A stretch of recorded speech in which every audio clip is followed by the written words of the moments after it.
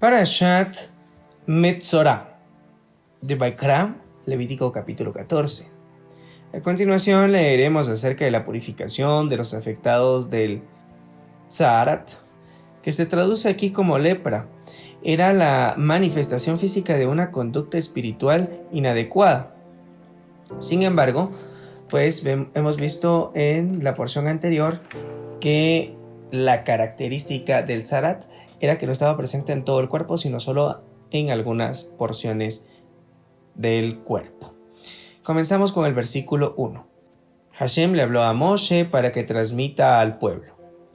Esta es una ley respecto del Metzorah, o sea, el afectado por Tzarat. En el día de su purificación, deberá ser presentado ante el sacerdote. El sacerdote saldrá afuera del campamento, donde examinará al afectado de Tzarat para determinar si su Tzarat está curado. El sacerdote ordenará que se tomen para la persona que se va a purificar 2 aves puras y saludables, madera de cedro, lana carmesí e hisopo. El sacerdote ordenará degollar una de las aves en un recipiente de cerámica con agua de manantial. Según comentarios, la cantidad de agua debida para esta actividad debía ser mínima, era aproximadamente de unos 86 centímetros cúbicos, para transmitir que incluso la poca sangre de un ave pequeña le hiciera cambiar su aspecto. Continuamos con el versículo 6. Tomará entonces el ave viva junto con la madera de cedro, la lana carmesí y el hisopo, y los sumergirá junto con el ave viva en el agua mezclada con la sangre del ave degollada. Y deberá salpicar 7 veces sobre la persona que se purifica del Tzarat, y así lo dejará puro. Luego dejará libre a campo abierto al ave viva. La persona que se purifica deberá sumergir sus ropas y el sacerdote le rasurará todo el pelo. Luego deberá sumergirse en agua, es decir, en una mikvé, fuente de agua natural, completando así la primera etapa de su purificación.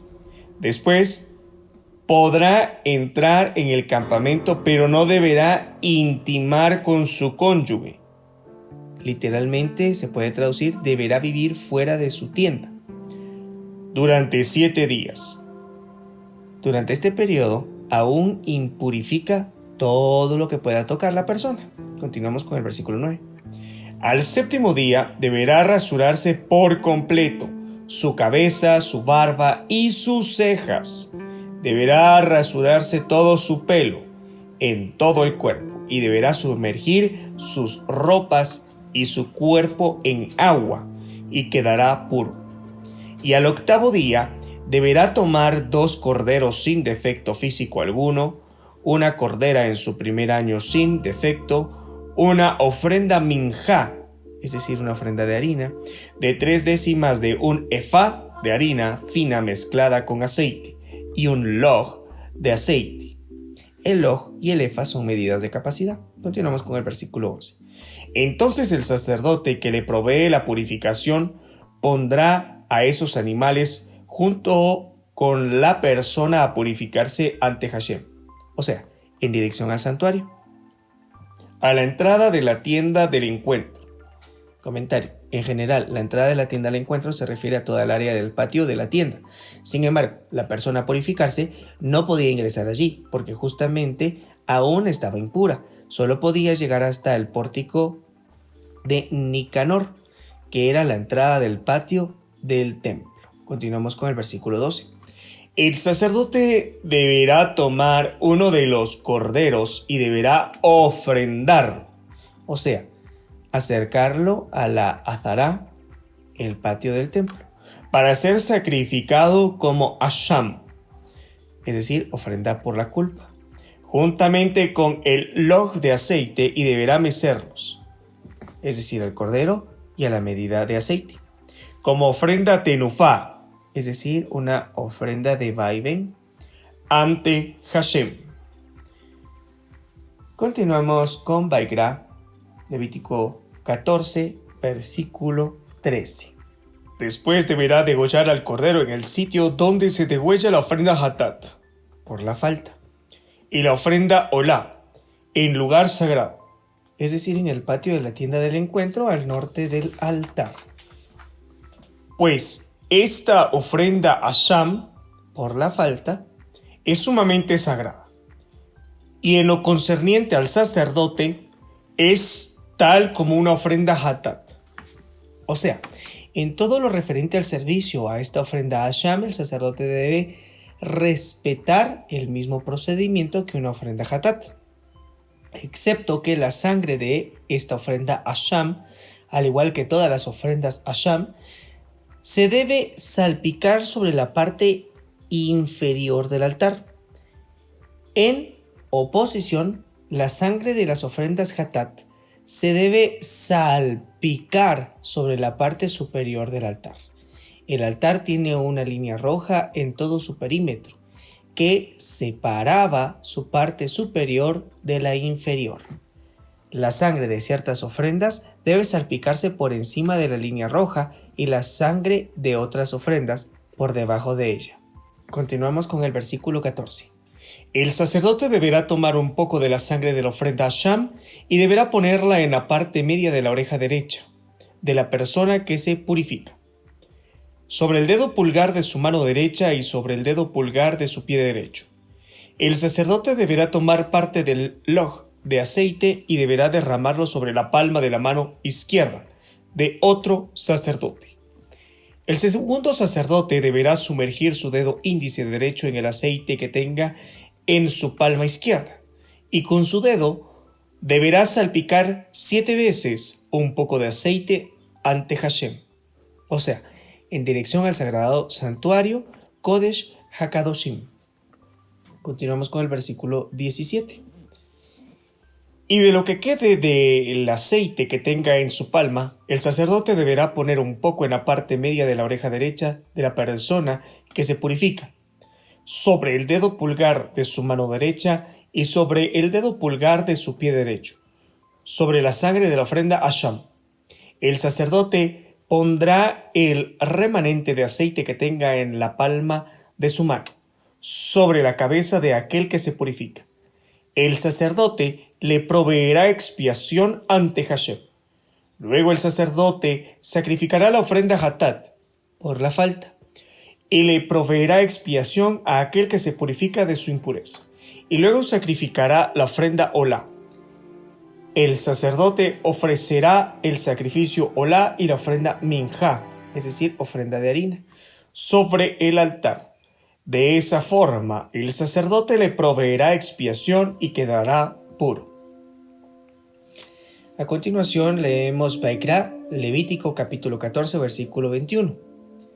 Si el que viene a purificarse de su tzrat fuese menesteroso y no tuviese suficientes recursos para ofrendar los sacrificios mencionados, que tome un cordero para sacrificio a Hashem, es decir, por la culpa, como ofrenda tenufá, es decir, ofrenda de movimiento, para proveerle expiación, y que tome también la 10ª parte de un efá de harina fina, de trigo mezclada con aceite como ofrenda minjá de harina, un log de aceite, y 2 tórtolas o 2 palomitas, de acuerdo a sus posibilidades, y uno será para ofrenda hatat, es decir, por la falta, y el otro por la ofrenda olá, el 8º día de su purificación, es decir, el 8º día de haber sacrificado a uno de los pájaros y de haber enviado al otro en libertad. Continuamos siempre con el versículo 23. Deberá traer esos elementos mencionados al sacerdote a la entrada de la tienda del encuentro ante Hashem. Que el sacerdote tome el cordero de la ofrenda a Hashem por la culpa y el log de aceite y los mueva en vaivén como una ofrenda tenufá, es decir, de movimiento, ante Hashem. Que degüelle el cordero de la ofrenda a Hashem por la culpa y que el sacerdote tome un poco de la sangre de la ofrenda a Hashem y la ponga en la parte media de la oreja derecha, sobre el dedo pulgar de la mano derecha y sobre el dedo pulgar del pie derecho de quien se purifica. Entonces, que el sacerdote vierta un poco de aceite sobre la mano izquierda de otro sacerdote, y con su dedo índice derecho el sacerdote le salpique 7 veces un poco del aceite que viene en su mano izquierda ante Hashem. Que el sacerdote ponga un poco de aceite que tiene en su mano sobre la parte media de la oreja derecha, sobre el dedo pulgar de la mano derecha y sobre el dedo pulgar del pie derecho de aquel que se purifica en el lugar donde se puso la sangre de la ofrenda a Hashem. Y el remanente del aceite que haya en la mano del sacerdote, que lo ponga sobre la cabeza de aquel que se purifica, proveyéndole de ese modo expiación ante Hashem. Luego que ofrende una de las tórtolas o de las palomitas según los recursos económicos de la persona. Del tipo de aves para ofrenda que esté dentro de las posibilidades económicas. Una será para ofrenda hatat, es decir, por la falta, y la otra para ofrenda olá. Además que la ofrenda minjá, es decir, de harina. Así el sacerdote proveerá expiación ante Hashem a aquel que se purifica. Esa es toda la ley respecto del que tiene afección de tzarat y que no disponga de mayores recursos económicos para su purificación. Continuemos con Vaikra, Levítico capítulo 14, versículo 33. Hashem le habló a Moshe y a Aarón diciendo: cuando lleguen a la tierra de Canaán, que les entrego en propiedad, y yo envíe afección de tzarat a alguna casa de la tierra de propiedad de ustedes, el dueño de la casa deberá ir y decirle al sacerdote: me parece que hay como una afección de tzarat en mi casa. El sacerdote deberá ordenar que se desocupe la casa antes que algún sacerdote se presente a evaluar la mancha, para evitar que se impurifique todo lo que haya en la casa. Deberá examinar la mancha. Si la mancha en las paredes de la casa consiste de depresiones de color verde oscuro o rojo oscuro, que pareciesen estar por debajo de la superficie de la pared, en caso afirmativo, el sacerdote saldrá de la casa, separará la entrada de ella y clausurará la casa durante 7 días. Al 7º día el sacerdote retornará, y si viese que la afección se expandió por las paredes de la casa, el sacerdote ordenará quitar las piedras afectadas y arrojarlas fuera de la ciudad en sitio impuro. Posteriormente hará raspar la casa por dentro alrededor de la mancha, y el polvo que saquen al raspar deberá arrojarlo fuera de la ciudad en sitio impuro. Luego tomarán y pondrán otras piedras en reemplazo de aquellas, y el dueño revocará nuevamente la casa con revoque. Pero si después de haber quitado las piedras y tras haber raspado la casa y haberla revocado, la afección vuelve a la casa, el sacerdote deberá entrar para verificar si la afección se expandió en la casa. En caso afirmativo, la casa está afectada de tzarat, maligna, y está contaminada. Y en tal caso, deberán demoler la casa, sus piedras, sus maderas, y todo el escombro de la casa deberán sacarlo fuera de la ciudad, a un sitio impuro. Todo el que entre a aquella casa durante el periodo de clausura quedará impuro hasta el anochecer.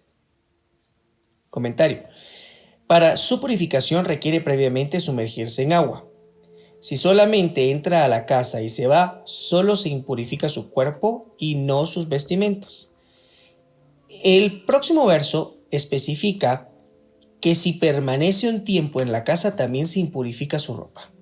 Veamos el versículo 47. El que descansa en la casa debe sumergir sus vestimentas, y el que coma en la casa debe sumergir sus vestimentas. Comentario. El versículo debe leerse así. El que permanezca en la casa en el tiempo suficiente para comer una porción pequeña debe sumergirse en una mikvé y también debe sumergir sus ropas. Continuamos con el versículo 48. Pero si al entrar el sacerdote a examinar la casa, comprobase que la afección no reapareció después de haber revocado la casa, el sacerdote declarará pura la casa, pues la mancha se ha ido. A los afectados de purificar la casa deberán tomar 2 aves, madera de cedro, lana carmesí e hisopo. Entonces deberá degollar una de las aves en un recipiente de cerámica con agua de manantial. Después deberá tomar la madera de cedro, el hisopo y la lana carmesí, junto con el ave viva, y lo sumergirá en la sangre del ave degollada en el agua de manantial. Deberá salpicar la casa 7 veces. Así, con la sangre del ave y con el agua de manantial, con el ave viva, con la madera de cedro, con el hisopo y con la lana carmesí, purificará la casa. Luego deberá liberar al ave viva fuera de la ciudad a campo abierto. Así proveerá expiación a la casa que quedará en estado de pureza. Continuamos la lectura en Baikra, Levítico 14, versículo 54.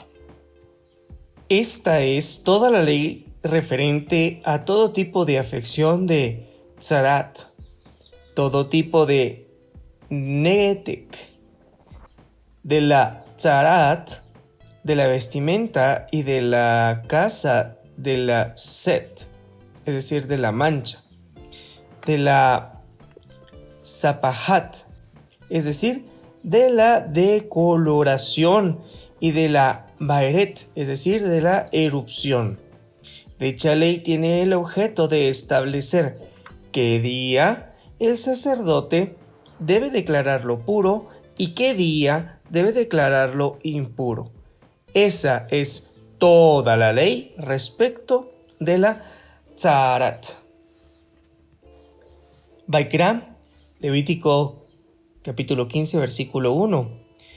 Hashem le habló a Moshe y a Aarón diciendo: háblales a los israelitas diciéndoles: todo hombre que tenga una secreción de su órgano, dicha secreción será impura.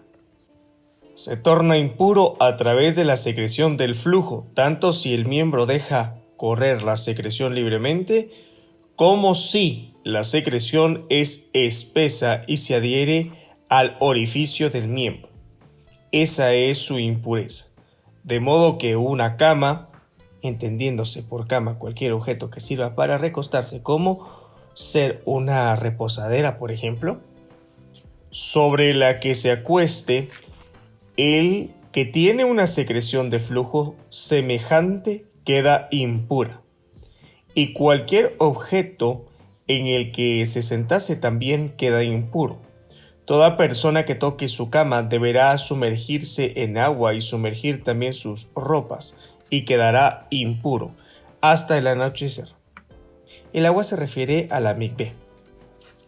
Similarmente, el que se siente sobre un objeto en que se haya sentado el hombre que tiene la secreción, deberá sumergirse en agua y sumergir también sus ropas, y quedará impuro hasta el anochecer.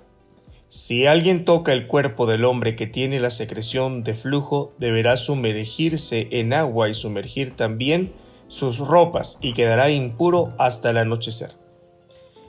Si la saliva del que tiene la secreción entra en contacto con persona pura, éste deberá sumergirse en agua, y él deberá también sumergir sus ropas, y quedará impuro hasta el anochecer. Cualquier montura en la que monte el que tiene la secreción quedará impura, de modo que cualquiera que toque algo que haya estado debajo de él quedará impuro hasta el anochecer. Quien cargue a alguno de esos objetos deberá sumergirse en agua y sumergir también sus ropas, y quedará impuro hasta el anochecer.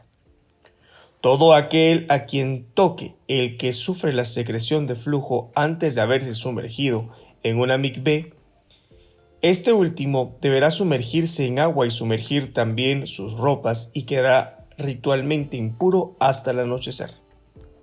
Todo recipiente de cerámica que haya sido tocado por el que padece de la secreción deberá romperse y todo utensilio de madera deberá lavarse con agua. Cuando el que padece la secreción se purifique, o sea, deje de emitir el flujo, deberá contar 7 días para su purificación. Entonces deberá sumergirse en agua de manantial y deberá sumergir también sus ropas y quedará puro. Al 8º día deberá tomar para sí 2 tórtolas o 2 palomitas y se presentará ante Hashem a la entrada de la tienda del encuentro y los entregará al sacerdote. El sacerdote ofrendará una como sacrificio hatat por la falta y la otra como un sacrificio olá. Así el sacerdote le proveerá expiación ante Hashem debido a su secreción de flujo. Continuamos con Baikra, Levítico capítulo 15, versículo 16. Cuando un hombre tenga polución de semen, deberá sumergirse en agua todo su cuerpo y quedará impuro hasta el anochecer.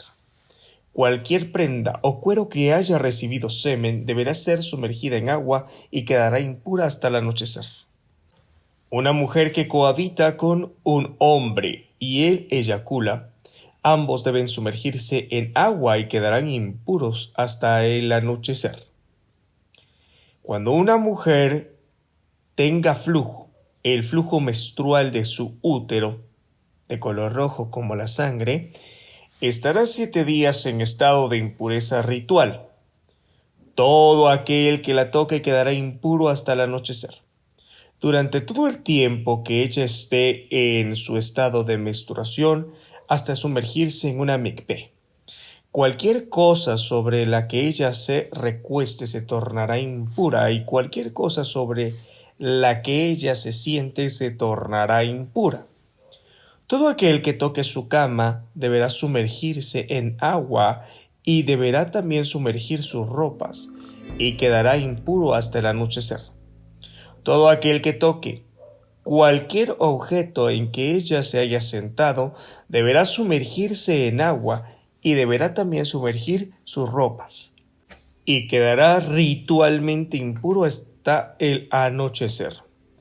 Si hay alguien en la cama o en el objeto en el que ella estuviese sentada, cuando lo toque quedará impuro hasta el anochecer.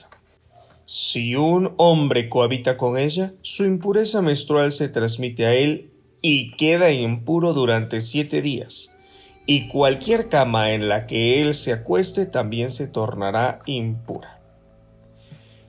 En caso de que una mujer tenga flujo de sangre durante 3 días fuera de su periodo de menstruación, es decir, después de haber finalizado los 7 días de la separación por impureza menstrual, o cuando tuviese flujo inmediatamente después de su periodo menstrual, todo el tiempo que dure su flujo, ella estará ritualmente impura, tal como cuando tiene su periodo.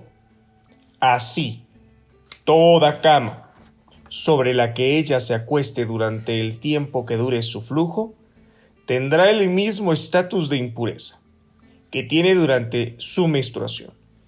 Y todo objeto en el que se siente también se tornará impuro, igual que durante la impureza ritual de su menstruación.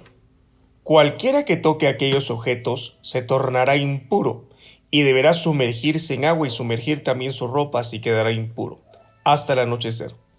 Y cuando ella se restablezca de su flujo, deberá contar para sí 7 días, al cabo de los cuales quedará pura, después de sumergirse en una mikvé. La lectura continúa en Baikram, Levítico 15, versículo 29. Al 8º día deberá tomar para sí 2 tórtolas o 2 palomitas y deberá llevárselos al sacerdote. a la entrada de la tienda del encuentro. El sacerdote ofrecerá uno como ofrenda hatat, por la falta, y el otro como ofrenda olá. Entonces el sacerdote le proveerá expiación ante Hashem por su flujo ritualmente impuro. Ustedes, Moshe y Aarón, deberán alertar a los israelitas acerca de su impureza ritual, para que su impureza ritual no les provoque la muerte, si es que impurifican mi santuario que está en medio de ellos. Esta es toda la ley respecto del hombre que se torna impuro ritualmente, por padecer flujo o tener secreción seminal. Es la ley respecto de la mujer que tiene su periodo menstrual, del hombre o la mujer que tiene flujo genital, y del hombre que tiene una relación sexual con una mujer ritualmente impura. Haftará Metzorá, del segundo de Malachim, es decir, segundo libro de Reyes, capítulo 7, versículo 3 al versículo 20. Leemos capítulo 7, versículo 3. Había 4 hombres afectados de Tzarat a la entrada de la ciudad de Samaria. Se dijeron entre sí: ¿por qué debemos permanecer aquí hasta que muramos de hambre? Tengamos en cuenta que los afectados de Tzarat no podían permanecer en las ciudades amuralladas. Los 4 hombres eran Wajesi y sus hijos. Samaria estaba bajo sitio impuesto por el rey Ben-Hadad de Aram, es decir, de Siria. Continuamos con el versículo 4. Si nos propusiéramos entrar a la ciudad, moriríamos allí, por el hambre que hay en la ciudad. Y si permanecemos aquí, también moriremos. Pasémonos entonces al campamento de los arameos, es decir, de los sirios. Si ellos nos permiten vivir, viviremos, y si nos matan, moriremos. De modo que al anochecer se dispusieron a pasarse al campamento de los arameos. Pero cuando se acercaron al límite del campamento, resulta que no había nadie allí, pues Hashem había provocado que en el campamento arameo se escuchara ruido de carros y de caballos, ruido de un ejército poderoso, y se decían entre ellos: el rey de Israel ha contratado a los reyes hititas y a los reyes egipcios para que nos ataquen. Entonces se prepararon y huyeron al anochecer, abandonando sus tiendas, sus caballos y sus asnos. Abandonaron el campamento tal como estaba y escaparon para salvar sus vidas. Luego, aquellos afectados de Tzarat llegaron al límite del campamento.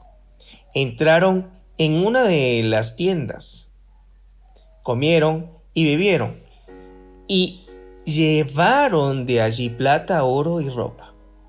Luego se fueron y lo escondieron. Entonces volvieron. Entraron en otra tienda, la saquearon, se fueron y lo escondieron.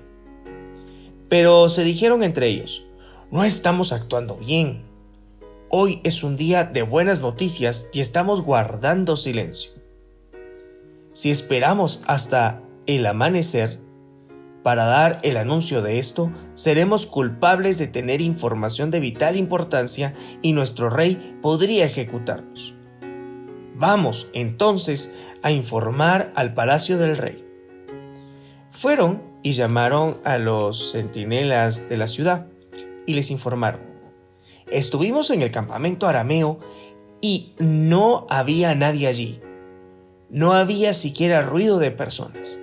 Solo había caballos atados, burros atados y de las tiendas abandonadas tal como estaban. Los centinelas de la ciudad llamaron a los centinelas del palacio, y estos últimos dieron el informe en el palacio del rey.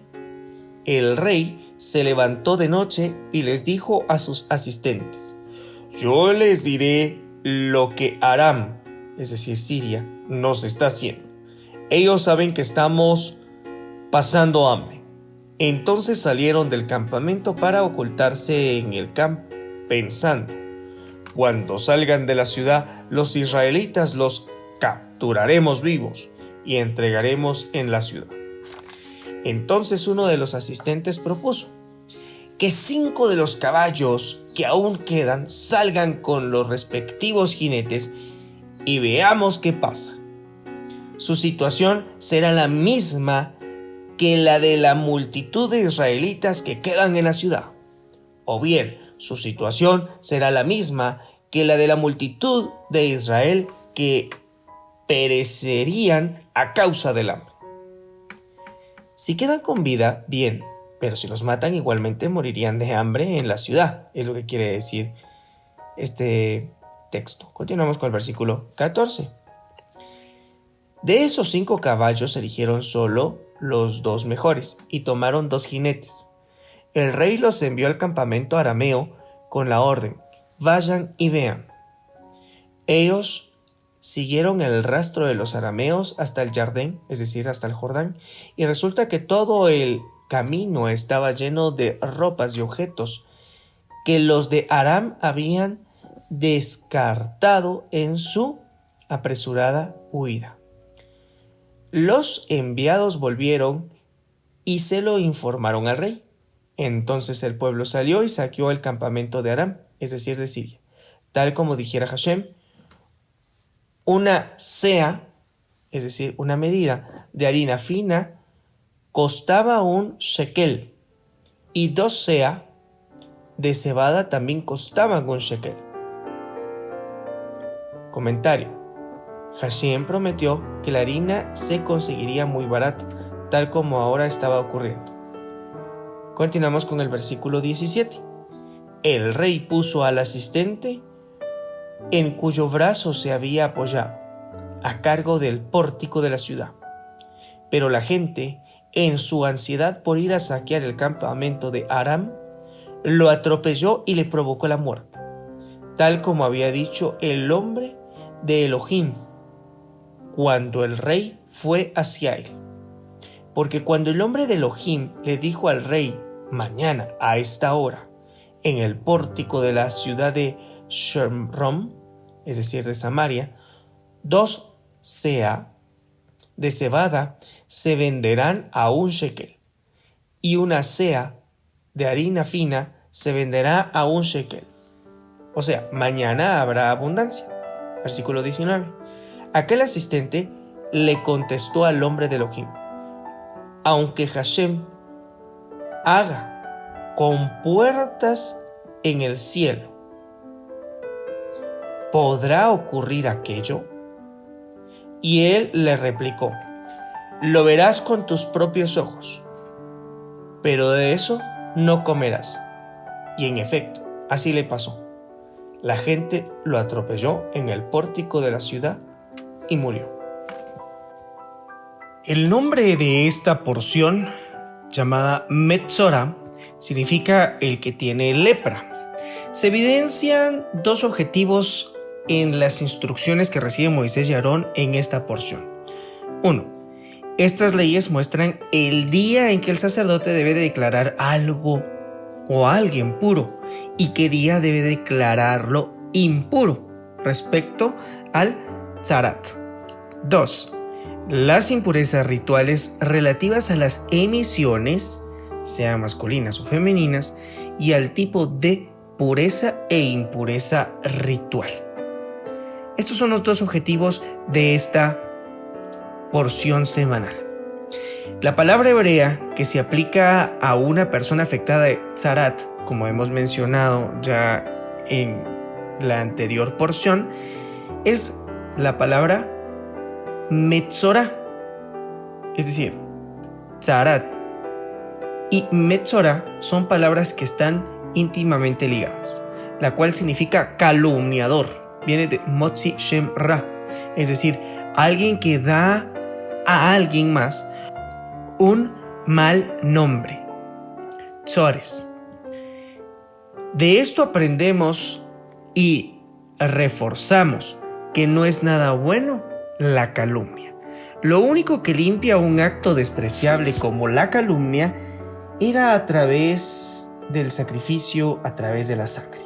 Cuando hablamos mal de otro, le asesinamos moralmente y somos culpables de asesinato. Por lo tanto, solamente con sangre era posible el perdón. En cuanto a las leyes de impureza ritual por las emisiones, esto nos muestra que constantemente estamos propensos a quedar impuros, sea por aspectos involuntarios o voluntarios, puesto que las emisiones seminales pueden deberse a actitudes adoptadas voluntariamente. Lo maravilloso del asunto es que siempre existen opciones para rectificar y quedar puro ritualmente. Siempre hay opciones para sobreponerse. ¿Cómo podrá ser posible que aquellos elementos naturales y creativos del Todopoderoso, que a consecuencia podrían generar emisiones, puedan ser tomados como impureza? Cuando nos alimentamos del árbol del bien y del mal allá en el huerto del Edén, entonces quedamos ritualmente impuros. Pero por el Mesías ya hemos quedado sujetos al proceso de esa limpieza y purificación ritual. Existen casos reales de mujeres que eventualmente generan un sangrado excesivo, mayor que el normal. Esto nos lleva a meditar que no importa cuánto tengamos de exceso, en lo que debamos de ser purificados, siempre hay una esperanza y hay un camino para obtener la pureza espiritual deseada. Existe un dicho popular que dice: no hay mal que por bien no venga. Existen historias que cuentan que muchas casas en Israel, en el antiguo Israel, fueron demolidas por el Tzarat. Sus antiguos dueños guardaban tesoros en las paredes y de seguro que los nuevos dueños, los israelitas, no estaban a gusto con demoler las propiedades por el aparecimiento del Tzarat. Pero ahí había una bendición. A veces cuesta ver el bien entre el mal, pero todo, repito, tiene su bendición. Te invitamos a meditar esta semana el siguiente tema: matrimonio mensual. Y puedes meditar, realizar el siguiente análisis relativo a este asunto. Todos necesitamos tiempo y espacio. Tenemos necesidades de vernos y de dejar ver a otros también. Eso es algo normal como seres humanos. Los tiempos de separación matrimonial son de beneficio para las parejas, puesto que permiten el vivir tiempos para sí y luego ser compartidos en conjunto. El reencontrarse es una bendición, pues también favorece al encender una vez más el fuego del amor y que la llama no se apague. Podríamos insistir en una relación permanente y hostigadora, énfasis con la palabra, pero eso no tendría un buen resultado. Así es de que tienes este pequeño análisis para saber que todos necesitamos un tiempo y tener nuestro propio espacio. Mi nombre es Juan Carlos Castillo Rodríguez y es un gusto saludarte. Te invito a que visites nuestras redes sociales y nuestro sitio web oficial www.shedeur.com. Shalom, hermanos.